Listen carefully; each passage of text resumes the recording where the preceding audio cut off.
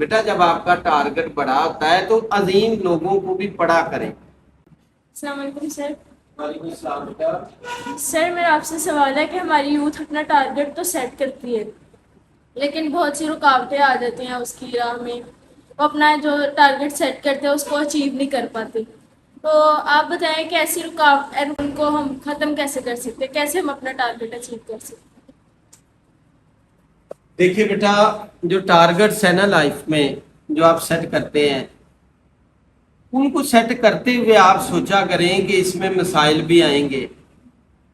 कोई माली तौर पे मुझे मसाइल आ सकते हैं, टाइम के मसाइल आ सकते हैं, फैमिली में से आ सकते हैं।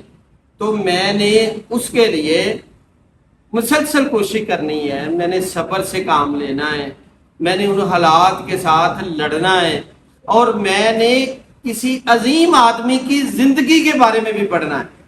बेटा जब आपका टारगेट बड़ा होता है तो अजीम लोगों को भी पढ़ा करें कि वो जब अजीम बन रहे थे, अपने टारगेट्स अचीव कर रहे थे, तो उन्हें भी सेम आपकी तरह मसाइल आए थे।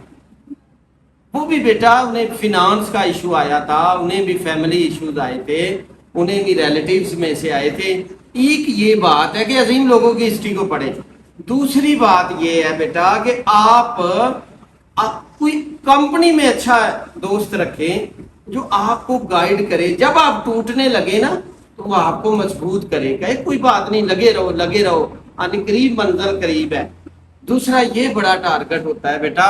और तीसरा अल्लाह ताला की बारगाह में दुआ करें और कंसिस्टेंसी को लेके आए अपनी जिंदगी में, मुसलसल करें।